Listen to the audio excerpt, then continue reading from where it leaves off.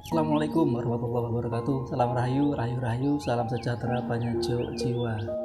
Ilahi anta maksudi waridhoka matlubi atini mahabbataka wal ma'rifataka. La haula wala quwata illa billah. Ngopi dulu. Bismillah. Alhamdulillah, matillah.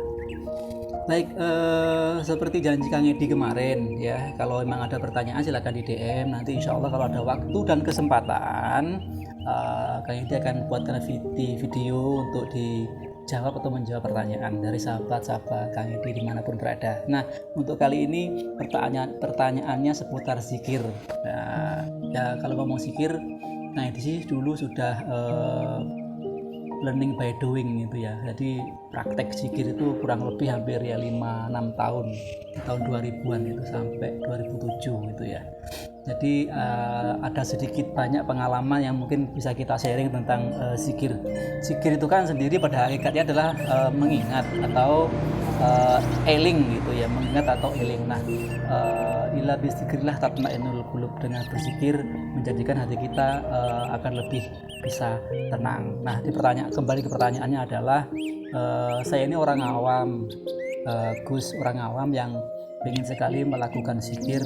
Kira-kira zikir yang terbaik buat orang awam atau pemula bagi saya itu zikir yang seperti apa, Gus? Ya.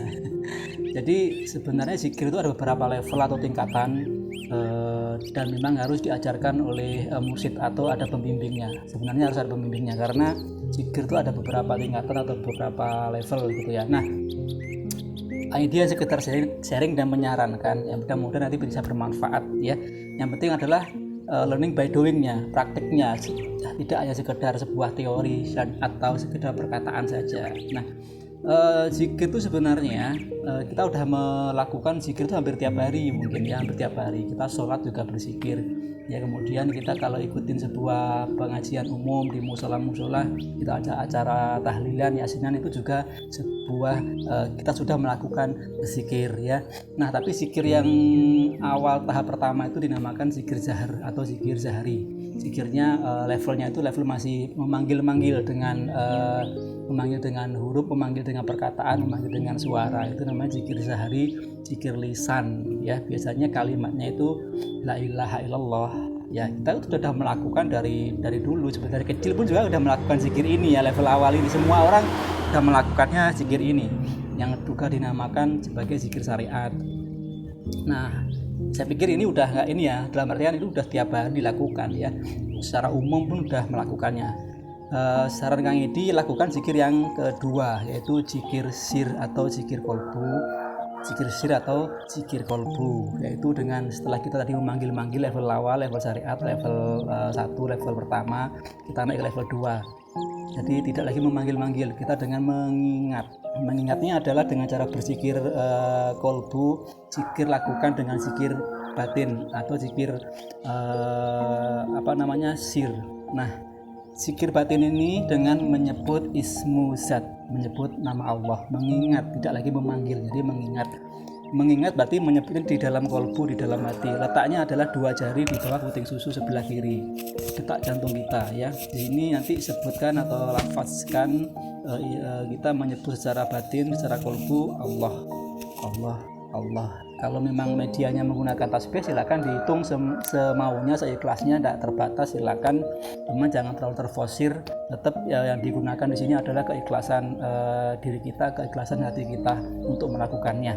Dan zikir kolbu ini dengan menyebut ismu zat, menyebut nama Allah, yaitu Allah, Allah, Allah, dengan hitungan yang tidak terbatas, terserah. Kemudian jangan lupa dengan niat yang baik, kita buka dengan niat Ilahi anta maksudi waridoka matlubi. Jadi jalanmu yang aku tuju ya Allah, ridhomu yang aku cari. Itu dibaca dulu sebelum kita melakukan zikir. Nah, setelah zikir selesai, kita tutup dengan kalimat Alhamdulillah la haula wala quwata illa billah. Nah, itu zikir kolbu yang mungkin bisa dilakukan oleh sahabat-sahabat yang masih pemula atau awal gitu ya, itu masuknya ranahnya ke level 2 sebenarnya, karena zikir kolbu ya, zikir ismu zat.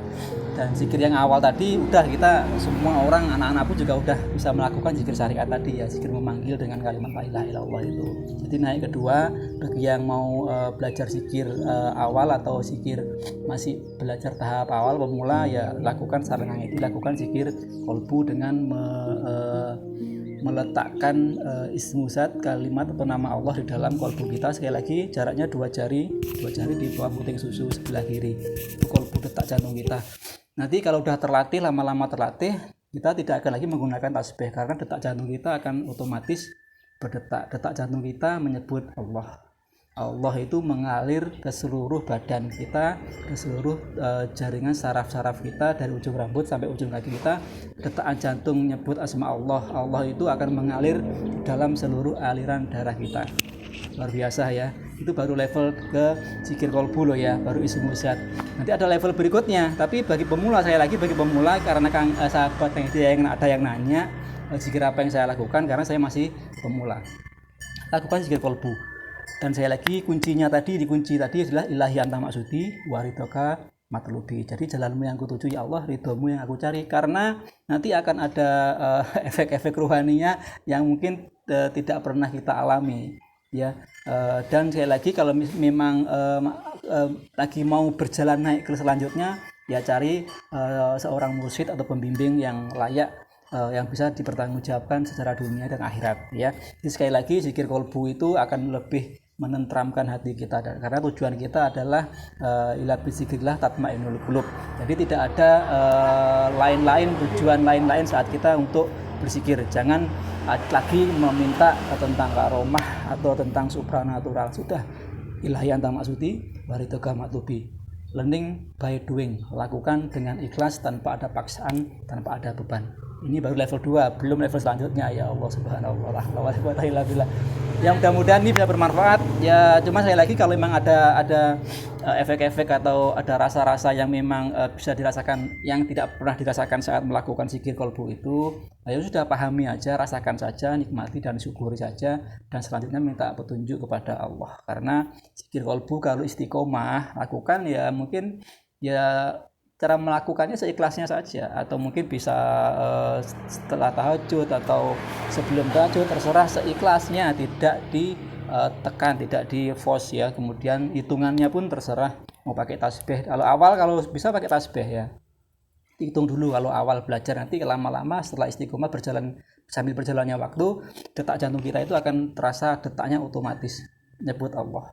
Kita mau kemana pun, mau keluar, mau bicara, mau ngopi, mau makan, detak ini akan bergetar secara otomatis, mengalir ke seluruh mengalir di dalam darah kita, dari ujung rambut sampai ujung kaki kita, itu menyebut asma Allah. Itu nanti akan otomatis ya, tidak lagi kita menggunakan tasbih. Insya Allah kalau memang kita betul-betul istiqomah, sekali lagi apapun yang terjadi sudah serahkan semuanya kepada Allah. Karena tujuan kita adalah ila bizikrillah tatmainnul qulub, untuk ketenangan jiwa, raga, batinnya kita, supaya kita menjadi insanul kamil mukamil, supaya kita menjadi manusia-manusia yang bermanfaat bagi manusia lainnya. Ya itu aja. Kalau untuk pertanyaan yang lainnya, sekali lagi silakan di DM atau di WA. Nanti Bang Edi akan jawab melalui video kalau memang ada waktu dan kesempatan. Ya itu aja, mudah-mudahan bermanfaat ya abang-abangku semua, sahabat-sahabat Kang Edi dimanapun berada. Kurang lebihnya ada pertanyaan, dan tetap minta bimbingan bagi para sesepuh, para suhu, para senior-senior yang lainnya. Itu dulu. Bila taufiq wal hidayah. Assalamualaikum warahmatullahi wabarakatuh. Salam rahayu, salam sejahtera penyejuk jiwa.